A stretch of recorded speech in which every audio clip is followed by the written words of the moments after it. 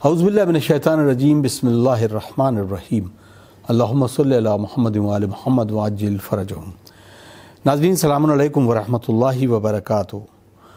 حسینیہ قائمہ خاتون لکھنؤ سے آپ کا استقبال ہے پروگرام احکام اسلامی کو لے کر۔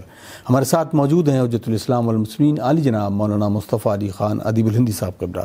آئیے آپ کے سوالات کو شامل کرتے ہیں اور اس پروگرام کا آغاز کرتے ہیں۔ السلام علیکم آغا۔ علیکم السلام ورحمۃ اللہ۔ آغا پہلا سوال ان کا یہ، السلام علیکم، اگر نامحرم عورت سے ہاتھ نہ ملائیں اور ان کی ناراضگی رشتہ داری اور خاندانی تعلقات میں سے کمی آ جائے اور والدین کا اعتراض بھی سبب ہو جائے تو اس کے لیے کیا حکم ہوگا؟ اعوذ باللہ من الشیطان الرجیم، بسم اللہ الرحمن الرحیم، الحمد للہ رب العالمین، وصلی اللہ علی سیدنا محمد وعلیہ الطیبین الطاہرین۔ دیکھیں جتنے بھی احکامات ہیں اس میں مثلا کچھ چیزیں ایسی ہوتی ہیں اس کو ہم کہتے ہیں کہ یہ کام صلہ رحم میں یا قطع رحم میں یا والدین کے احترام میں کرنا چاہیے یا نہیں کرنا چاہیے، لیکن کوئی بھی حکم اگر وہ حکم خدا سے ٹکرا جائے تو پھر حکم خدا مقدم ہے۔ خداوند عالم نے نامحرم سے جسم کو مس کرنا ولو مصافحے کی صورت میں جائز نہیں قرار دیا ہے۔ یہ بات آپ بہت آسانی سے بہت اچھے اخلاق کے ساتھ آپ سمجھا سکتے ہیں۔ اگر سامنے والے کی بات سمجھ میں نہیں آتی اور اس کی وجہ سے بیجا ناراض ہو رہا ہے تو اس ناراضگی کے لیے آپ کو اپنے دین کو یا اپنے مسئلہ کو چھوڑنے یا کمپرومائز کرنے کی ضرورت نہیں ہے۔ اگر والدین بھی حتیٰ ناراض ہو رہے ہیں کوئی مسئلہ نہیں ہے، کیونکہ ایسی چیز ہے کہ اگر کریں گے تو خدا ناراض ہوگا، تو خدا کی ناراضگی بہرحال بزرگ ہے باقی کسی کی ناراضگی سے، تو اس طرح کا مسئلہ ہے۔ دوسرا، اگر واقعاً اس طرح کوئی مسئلہ ہے تو پھر اس کا ایک طریقہ ہے جس کو مرجع علی قدر نے اجازت دی ہے، اور وہ یہ ہے کہ گلوز کے اوپر سے یا کپڑے کے اوپر سے انسان مصافحہ کر سکتا ہے، لیکن اس میں پریشر نہیں دینا ہے، یعنی صرف اس طرح سے کہ ہاتھ دبائے نہ جائیں، ولو گلوز کے اندر ہی صحیح لیکن ہاتھ دبائے نہ جائیں۔ صرف اس حد تک اگر واقعاً ایسا کوئی مسئلہ آ جائے تو گلوز کے اوپر سے یہ کام یا کپڑے کے اوپر سے یہ کام کیا جا سکتا ہے، وَإِلَّا صحیح نہیں ہے۔ جزاک اللہ۔ ناظرین بڑھتے ہیں اگلے سوال کی طرف اور اس کو شامل کرتے ہیں پروگرام میں۔ السلام علیکم مولانا صاحب، میں لکھنؤ سے بات کر رہی ہوں۔ میرا سوال یہ ہے کہ لڑکیوں کو کیا چہرے کا پردہ کرنا چاہیے یا نہیں؟ علیکم السلام، جی ورنہ دیکھیں مرجع علی قدر حضرت آیت اللہ علماء سے صادق حسین شیرازی کی نظر میں لڑکیوں کے لیے اپنے چہرے کو نامحرم سے چھپانا واجب نہیں ہے، اگرچہ بہتر ہے لیکن واجب نہیں ہے، لیکن یہ اس وقت ہے جب اس کے چہرے پر کسی قسم کا کوئی میک اپ یا سنگار نہ ہو۔ لہٰذا اگر کوئی خاتون گھر سے نکلتی ہے یا کسی پروگرام میں جاتی ہے اور جہاں اس کے چہرے پر میک اپ ہے، سنگار ہے، تو پھر اس کو نامحرم سے چھپانا واجب ہو جائے گا، اور نہیں اگر چہرے پہ کوئی سنگار نہیں ہے اور کسی طرح کا میک اپ نہیں ہے تو نامحرم سے چھپانا واجب نہیں، اگرچہ بہتر ہے لیکن واجب نہیں ہے، کیونکہ ان معاملات میں ہم تعصی کریں گے جناب زہرا سلام اللہ علیہا کی اور جناب زینب کبریٰ سلام اللہ علیہا کی، اور ان افراد نے ہر حال میں شریعت کو محترم جانا اور اسی طرح اپنے آپ کو نامحرم کی نظر سے ہمیشہ بچا کے رکھا۔ حتیٰ جناب صدیقہ طاہرہ سلام اللہ علیہا کے لیے ملتا ہے کہ رسول کے ایک نابینا صحابی جب تشریف لائے تو آپ نے اپنے بابا سے کہا کہ ایک بار کچھ دیر رک جائے کہ میں اندر چلی جاؤں۔ حضرت نے فرمایا کہ یہ نابینا، تو آپ نے فرمایا کہ یقیناً وہ مجھے نہیں دیکھ سکتا لیکن میری نظر اس پہ پڑ سکتی اور میں اس کو پسند نہیں کرتی۔ تو یہ چیزیں ایسی ہیں جو ہمارے لیے عبرت ہیں، ہمارے لیے اسوہ ہے، ہمارے لیے نمونہ عمل ہے، لہٰذا ہمیں ان چیزوں کی رعایت کرنی چاہیے۔ جہاں تک حکم شرعی کا مسئلہ ہے، ایک خاتون جس کے چہرے کے اوپر میک اپ نہیں ہے اس کو اپنا چہرہ نامحرم سے چھپانا واجب نہیں ہے، لیکن اگر میک اپ ہے تو پھر چہرہ چھپانا واجب ہو جاتا ہے۔ جزاک اللہ۔ آغا انہوں نے سوال کیا کہ مضاف پانی کی کیا قسم ہے، اس کے بارے میں بتائیں کہ اس کے لیے کیا جو اصطلاح استعمال کی جاتی ہے وہ کیا ہے؟ مضاف پانی وہ پانی ہے جس کو آپ خالص پانی نہ کہیں۔ اب چاہے کسی پانی میں کوئی چیز اتنی ملا دی جائے کہ پھر وہ پانی نہ رہے، یا کسی اور چیز سے وہ پانی حاصل کیا جائے، جیسے مثال کے طور پہ آم کا پانی ہے، یا مثال کے طور کے اوپر تربوز کا پانی ہے، خربوزے کا پانی ہے، انگور کا پانی ہے، یعنی جو انگور کو کرش کیا یا تربوز کو کاٹا یا خربوزے کو کاٹا یا کسی اور پھل کو کاٹا اور اس کے اندر سے جو رس نکلتا ہے، پانی کی شکل میں لکوڈ نکلتی ہے، اس کو ہم آم کا پانی یا انگور کا پانی یا تربوز کا پانی کہتے ہیں یا انار کا پانی کہتے ہیں. یہ پانی کے حکم میں نہیں، یہ پاک ہے، اس کو کھایا جا سکتا ہے، پیا جا سکتا ہے، لیکن اس سے وضو و طہارت حاصل نہیں کی جا سکتی. ایک تو یہ دو چیزیں ہو گئی جو کسی اور چیز سے لی گئی ہے. ایک دفعہ نہیں، پانی ہے لیکن اس کے اندر اتنی چیزیں ملا دی گئی ہے، کوئی چیز اتنی مقدار میں ملا دی گئی کہ آپ اس کو پانی نہیں کہتے. مثلا آپ کے گھر میں پانی ہے، آپ نے اس کے اوپر تھوڑا سا نیبو ڈالا، تھوڑی سی شکر ڈالی اور گھلا دی، اب اس کو کوئی پانی نہیں کہے گا، اسے کہیں گے شربت ہے. یا اس کے اندر نیبو پانی آپ نے ڈال دیا، اب نیبو پانی ہے. یا اس کے اندر کوئی اور چیز آپ نے ڈال دی، چائے بنا لی تو اب اس کے اندر چائے پڑی ہے، یہ پانی نہیں ہے. جو مثال کے طور پر عرب میں یا ایران میں جو چائے بنتی ہے وہ پانی کے اندر صرف رنگ ہے چائے کا، دودھ اور چیزیں تو اس میں شامل نہیں ہوتی. تو اب اس کو کوئی پانی کہے گا نہیں، اس کو سب چائے کہیں گے. تو ہر وہ چیز جو کسی دوسری چیز سے نکل کے بنی، ولو لکوڈ شیپ میں، وہ پانی مضاف پانی ہے. یا ایسا پانی جس میں کوئی دوسری چیز اتنی مقدار میں ملا دی جائے کہ پھر وہ پانی نہ کہلائے، یہ مضاف پانی اپنے آپ میں پاک ہے لیکن طہارت کے لیے کافی نہیں. بہت بہت شکریہ آغا. بڑھتے اگلے سوال کی طرف اور اس کو بھی شامل کرتے ہیں. سلام آغا، میرا یہ سوال ہے کہ اگر شک ہو کہ چاند ہوا ہے یا نہیں تو ہم کس نیت سے روزہ رکھیں؟ علیکم السلام. اگر انسان کو 30 شعبان یا 29 شعبان کو یہ شک ہو جائے کہ کل 30 شعبان ہے کہ پہلی رمضان ہے اور تحقیق کے باوجود بھی حاصل نہ ہو، تو پھر اگلے دن انسان قصد رجع کی نیت سے، ما فی الذمہ کی نیت سے روزہ رکھے. عنوان نہ کرے کہ مثلا یہ 30 کا روزہ ہے تو 30 کا، اگر پہلی ہے تو پہلی، نہیں، اس طرح کہنے کی ضرورت نہیں. ما فی الذمہ، جو مجھ پر فرض ہے میں وہ روزہ رکھ رہا ہوں. اگر یہ واجب ہے رمضان کا تو واجب ادا ہو جائے گا. اگر شعبان ہے تو مجھے مستحب روزے کا ثواب مل جائے گا. لہٰذا ما فی الذمہ کی نیت سے روزہ رکھیں. تو اس کا فائدہ یہ ہے کہ اگر کل ثابت ہو جائے کہ مثلا وہ پہلی تاریخ تھی تو آپ کی گردن پہ بعد میں کوئی قضا نہیں ہے. اور اگر آپ مثال کے طور کے اوپر رمضان نہیں معلوم ہو کہ نہیں وہ 30 ہی تھی، اگلے دن اس سے رمضان ہے، تو آپ کو شعبان کے روزہ رکھنے کا ثواب مل جائے گا. لہٰذا اس میں نیت بہت اہم ہے کہ آپ ما فی الذمہ کی نیت کریں. نیت میں اولاً ظاہر سی بات ہے کہ نیت پہلے بھی ہم نے بحث کی ہے کہ نیت زبان پہ لانا ضروری نہیں ہوتی. یہی کہ ذہن میں کہ مثلا اب کل 30 ہے کہ پہلی، چلو روزہ رکھ لیتے ہیں کہ انشاءاللہ خدا کو مورد قبول رہے گا. کوئی خدا کو روزہ مطلوب ہے، رمضان کا ہے تو واجب مطلوب ہے، اگر شعبان ہے تو مستحب مطلوب ہے کہ بالآخر میں خدا کے لیے رکھ رہا ہوں، قربتاً الی اللہ رکھ رہا ہوں.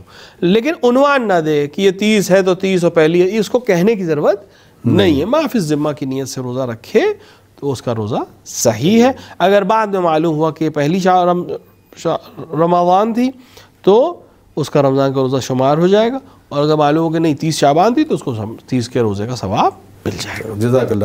اگر کیونکہ اس میں سوال ایک ذہن میں یہ بھی ہے کہ مثلا کوئی شخص پچھلے اپنے جو چھوٹے ہوئے روزے ہیں ان کی قضا رکھ رہا ہو، اب 10 شعبان سے یا 15 شعبان سے 20 شعبان سے وہ مسلسل وہ روزے رکھ رہا ہے. اب اس کو جو پہلی اور 29 رمضان کے بیچ میں کوئی شک ہو اور وہ ما فی الذمہ سے اگر کرتا ہے تو کیا وہ قضا میں یا وہی مستحب روزہ؟ ہاں، اگر ما فی الذمہ کی نیت سے روزہ رکھتا ہے اور بعد میں معلوم ہوتا ہے کہ یہ 30 شعبان تھی تو اس کی قضا کا ایک روزہ ادا ہو جائے گا، کیونکہ بالآخر اس کی ما فی الذمہ ایک قضا بھی ہے. اگر اس کی گردن پہ قضا ہے تو ما فی جو میرے ذمے ہے تو ذمے قضا بھی ہے، ذمہ مستحب بھی ہے، ذمہ واجب بھی ہے. اگر رمضان ہے تو رمضان کا روزہ کا حساب ہو جائے گا، اگر رمضان نہیں ہے تو اس کی جو قضا تھی وہ اس کا حساب ہو جائے گا، اور وہ بھی نہیں ہوتی تو شعبان کے روزے کا ثواب مل جائے گا. ما فی الذمہ کا مطلب ہی یہی ہے کہ جو میری گردن پہ ہے، مجھے علم ہی نہیں ہے کہ میرے اوپر کوئی واجب روزہ ہے، لیکن اگر رکھ لیا ما فی الذمہ کی نیت سے تو خدا اس واجب کو ادا مان لے گا. جزاک اللہ. حسنین صاحب کا سوال ہے، آپ کراچی سوال کرتے ہیں. السلام علیکم مولانا صاحب، حج پہ جانے کے لیے اگر کوئی شخص کسی سے سفارش کرے، مثلا آج کل حج پہ جانے کے لیے ان تمام چیزوں کی وہ ہوتی ہے اور کبھی کبھی کچھ آفس کی طرف سے بھی حج پر بھیجا جاتا ہے، تو کیا ایسے شخص پر جو مستطیع تو ہے لیکن وہ سفارش کے ذریعے وہ حج پر جانا چاہ رہا ہے اور اس کو حج پر جانا بھی بھیج بھی دیا جاتا ہے، تو کیا یہ قبول ہوگا اور اس کے لیے کوئی اشکال تو نہیں ہوگا؟ نہیں، اس طرح سے کہ مثال کے طور پہ آج کے دور میں مثال کے طور پہ آپ حج پہ جا سکتے ہیں، استطاعت آپ کے اندر موجود ہے، لیکن بہرحال آفس سے جانے کے لیے یا اس گروپ میں شامل ہونے کے لیے آپ کو سفارش کرنے کی ضرورت پڑے، کوئی حرج نہیں ہے. آپ حج کو انجام قربتاً الی اللہ انجام دے رہے ہیں. اب اس پہ جانے کے لیے جو وسائل ہیں اس کے لیے آپ کبھی کسی سے سفارش کر رہے ہیں یا کہیں پہ آپ کو کچھ بالکل اسی طرح سے جیسے آپ مقدمات حج کو فراہم کرتے ہیں. جی مثلا آپ پاسپورٹ تہیہ کرتے ہیں یا پاسپورٹ کے لیے مثال کے طور پر سفارش کرواتے ہیں یا مثال کے طور کے اوپر کسی آفیسر سے بات کرتے ہیں, لیٹر لکھواتے ہیں, یہ سب مقدمات حج میں ہیں, کوئی حرج نہیں ہے. اور آپ حج کا عنوان ہے, آپ حج پہ کیوں جا رہے ہیں؟ بس کسی کا حق اس میں وہ نہ ہو. ہاں بس یہ کہ اگر مثال کے طور کے اوپر آپ اگر یہ کام کریں گے تو کوئی اور مستحق تھا, مثال کے طور پر ایک اسکیم نکالی تھی گورنمنٹ نے جی کہ ہم اس اسکیم کے ذریعے سے کچھ غریب لوگوں کو حج کرائیں گے جی مثلا, اور آپ اپنا نام اس اسکیم میں لے آتے ہیں. ایک صورت یہ ہے کہ آپ بھی انہی افراد میں شامل ہیں جی جن کے لیے یہ اسکیم ہے. ٹھیک ہے, 10 لوگوں کے لیے ہے, 20 لوگوں نے درخواست دی ہے, 20,000 لوگوں نے درخواست دی ہے, صرف 10 ہی جا سکتے, لیکن ان 20,000 جو کرائٹیریا تھا اس میں آپ بھی ہیں. تو یہاں سفارش میں کوئی مسئلہ نہیں ہے. ایک دفعہ نہیں, آپ اس کیٹیگری میں ہی نہیں آتے. گورنمنٹ نے جو کیٹیگری بنائی تھی کہ ہم ایسے کو لے جائیں گے جس کی سالانہ تنخواہ اس سے کم ہو, جس کے بچے اس طرح سے ہوں, جس کی پڑھائی اس طرح سے ہو, آپ اس کیٹیگری میں ہی نہیں آتے جو گورنمنٹ نے بنائی تھی یا جس نے بھی شرط رکھی تھی جانے. ویسے کوئی پرائیویٹ لے جانا چاہ رہا ہے, کوئی ایک شخص ہے وہ کہتا ہے میں اس سال 10 لوگوں کو حج کراؤں گا, جی, لیکن حج کے شرائط جن کو کراؤں گا ان میں یہ شرطیں ہونی چاہیے تب میں کراؤں گا, اور آپ ان شرطوں کو پورا کرتے ہیں اور آپ کسی سے کہتے ہیں کہ ان سے کہہ دیے مجھے بھی بھیج دیں, وہ کوئی مسئلہ نہیں ہے. لیکن آپ ان شرائط کو پورا ہی نہیں کرتے ہیں, یا آپ کے پاس خود اپنے پاس سے اتنا مال ہے کہ آپ جا سکتے ہیں یہاں سفارش کرنے میں, آپ ایک غریب کا حق ضائع کر دیں گے, ایسا پھر حج کا فائدہ نہیں ہے, کیونکہ ہدف ہے خدا سے قربت حاصل کرنا. تو ہم جب خدا کی طرف جا رہے ہیں تو دنیاوی چیزوں سے اپنے آپ کو دور کرنا بہت ضروری ہے. بہت بہت شکریہ. تو ناظرین یقیناً ہمارا یہ پروگرام بہت ساری چیزوں کو لے کر آپ کے سامنے, نہ صرف احکام سے ریلیٹڈ, باقی دنیا کی وہ بھی چیزیں ہیں شامل جو ہمارے رشتوں کو بھی مضبوط کرتی ہے, اور ہم روزمرہ کی زندگی میں نہ صرف صحیح کہ ہم صرف اللہ کے لیے اور اس کی رضا کے لیے جی رہے ہیں, تو یہ سارے احکامات بھی اسی کے لیے. بڑھتے ہیں اگلے سوال کی طرف اور اس کو بھی شامل کرتے ہیں پروگرام میں. السلام علیکم مولانا صاحب, میں لکھنؤ سے بول رہی ہوں اور میں آپ کا پروگرام برابر دیکھتی ہوں. میرا آپ سے ایک سوال ہے کہ اگر کسی شادی کی تقریب میں ہم جاتے ہیں, وہاں پر لیڈیز اور جینٹس ساتھ میں ہیں تقریب وہ, تو اس طرح سے اگر تمام خواتین, یا میں خود اپنے لیے کہہ رہی ہوں کہ اگر میں حجاب میں ہوں تو اس میں شرعی طور سے کچھ منع تو نہیں ہے؟ جی علیکم السلام. دیکھیں, جہاں تک شرعی حکم کا مسئلہ ہے, خود شرع نے اختلاط زن و مرد کو پسند نہیں کیا, یعنی ایسی جگہ بیٹھنا یا جانا جہاں پر مرد و زن اکٹھا ہوں اور ایک ہی محفل میں ہو اور حجاب کی رعایت نہ ہو, وہاں پرہیز کرنا چاہیے.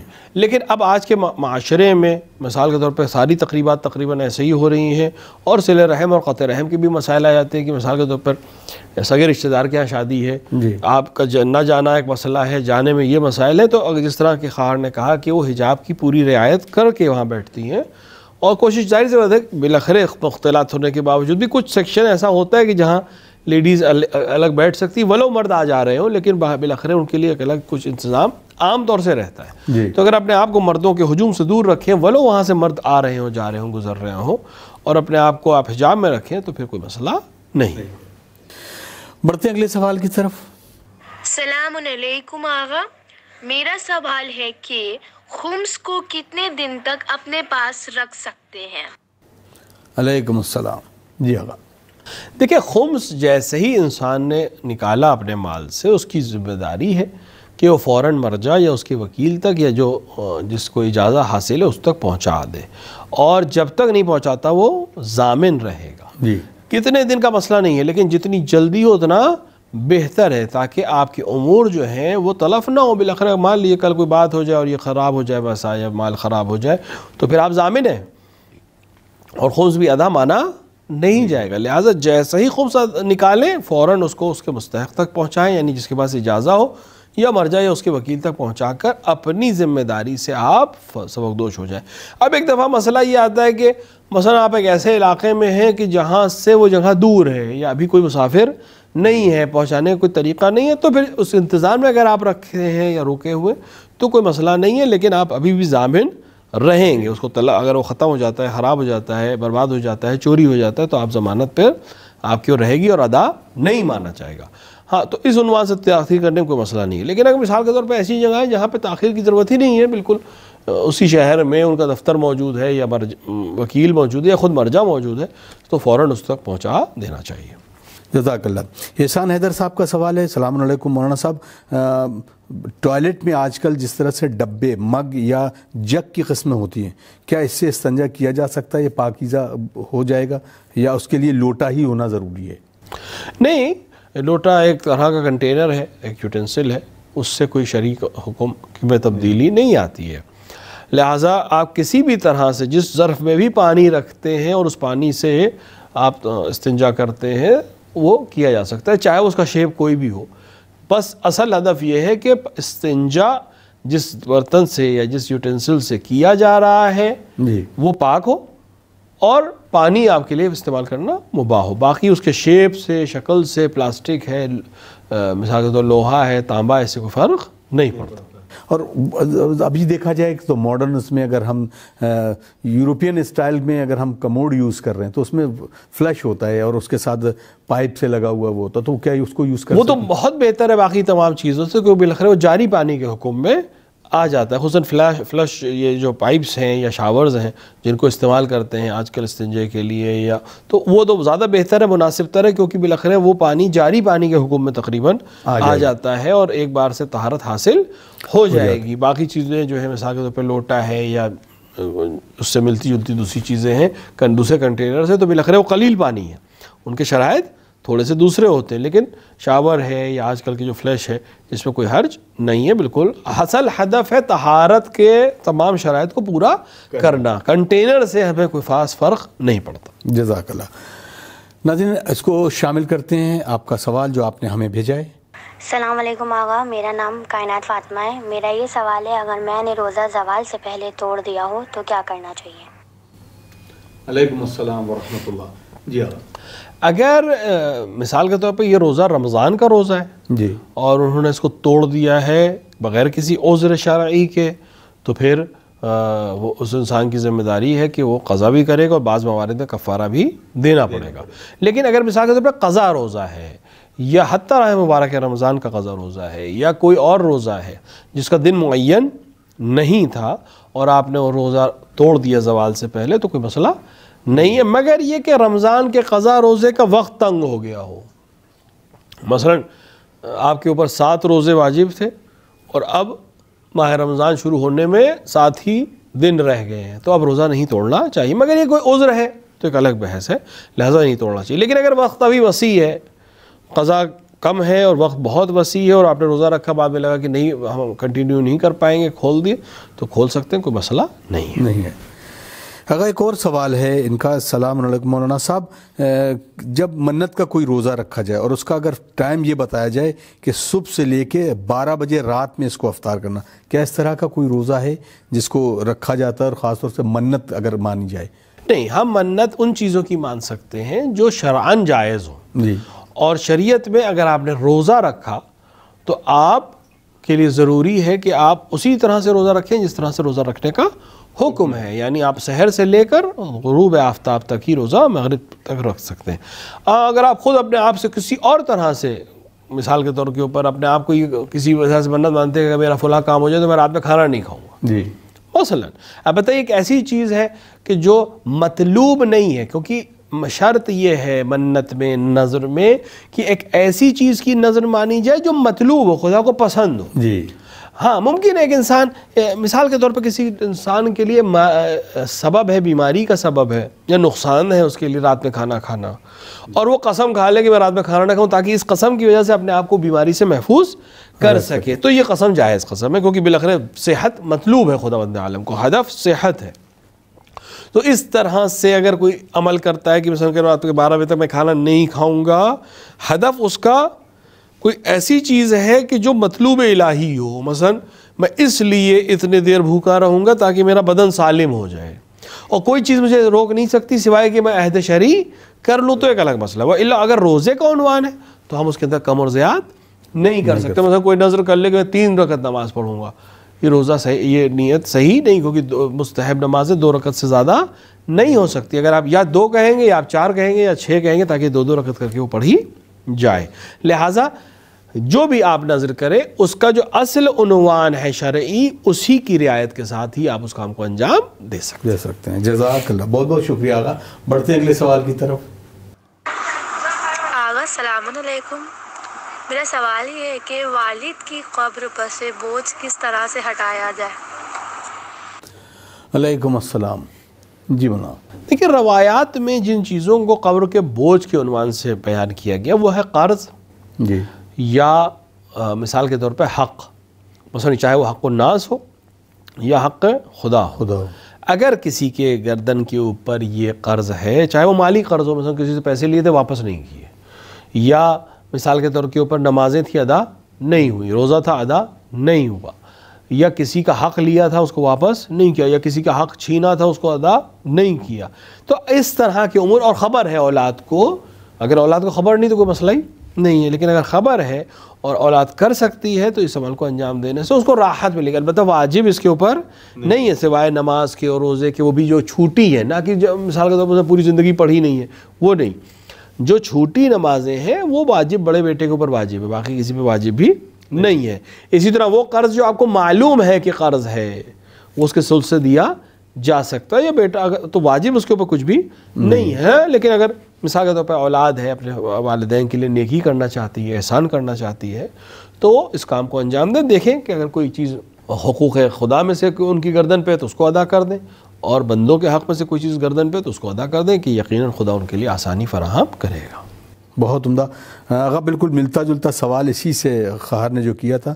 مجاہد عباس صاحب سوال کرتے ہیں، لکھنؤ سے سوال ہے کہ آغا اگر اپنے والدین کو ایصال ثواب کرنا ہو، مثلا ان کے لیے مجلس کا برپا کرنا تو ظاہر سی بات ہے، لیکن جو بہت زیادہ اخراجات آتے ہیں، کیا وہی پیسہ کسی ایسے بچے کو جس کی فیس جمع کر دی جائے یا کسی کے کو پڑھائی میں آگے مدد کر دی جائے، تو یہ کیسا عمل ہے؟ دیکھیں، خود اپنے آپ میں ہر وہ عمل جو خدا اور پیغمبر اور ائمہ علیہ السلام کو پسند ہے اس کو انجام دینا ایصال ثواب ہے. جی، ایصال ثواب کا مطلب یہ ہے کہ وہ عمل جو پسند ہے اور شارع اس کے لیے ثواب عطا کرتا ہے، ہم اس عمل کو ان کو ایصال کر رہے ہیں، ان کو بھیج رہے ہیں.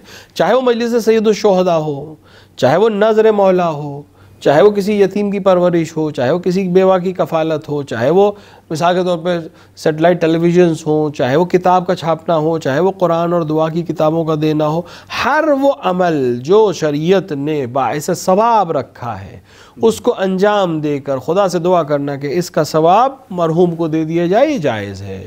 لیکن میں آپس میں کوئی تقابل نہیں ہے، کوئی ٹکراؤ بھی نہیں ہے. آپ کبھی مجلس کر لیں، کبھی کسی یتیم کو دے دیں، دونوں کام کر لیں، کوئی حرج نہیں ہے، کیا جا سکتا. بہت بہت شکریہ. ناظرین، آپ دیکھ رہے تھے پروگرام احکام اسلامی اور ہم آپ سے مخاطب تھے اور آپ کے سوال بھی ہم تک پہنچ رہے ہیں. آپ سے پھر گزارش ہے کہ ہمارے یوٹیوب سیگمنٹ میں جا کر ہمارے چینل کو سبسکرائب کر لیں اور آئیکن جو بیل آئیکن ہے اس کو ضرور دبا دیں تاکہ آپ کو نوٹیفیکیشن ملتے رہیں ہر پروگرام کے. ناظرین، ہم آپ سے پھر ایک بار گزارش کرتے ہیں کہ آپ ہمیں اس طرح کے پروگرام کو جو بنانے میں اخراجات آتے ہیں اس میں آپ کے تعاون کی بھی ضرورت ہے. تو جو ڈسکرپشن دیے ہیں، آپ کسی بھی کنٹری سے ہمارے اس پروگرام کو دیکھ رہے ہیں تو سارے ڈسکرپشن آپ نیچے سلائیڈ پر دیکھ سکتے ہیں. اس کی بینک کی ڈیٹیل ہے، آپ رقم شرعی یا دیگر اور جو رقم ہے یا ہماری مدد کرنا چاہتے ہیں آپ ہمارے بینک کے تھرو ہمیں دے سکتے ہیں، اور ہمارے دفاتر کے جو نمبر ہیں اس سے بھی رابطہ قائم کر سکتے ہیں. اور ہمیں دیجیے اجازت، انشاءاللہ اگلے پروگرام میں کچھ اور سوالوں کے ساتھ حاضر خدمت ہوں گے. والسلام علیکم ورحمۃ اللہ وبرکاتہ. اللہم عجل ولیک الفرج.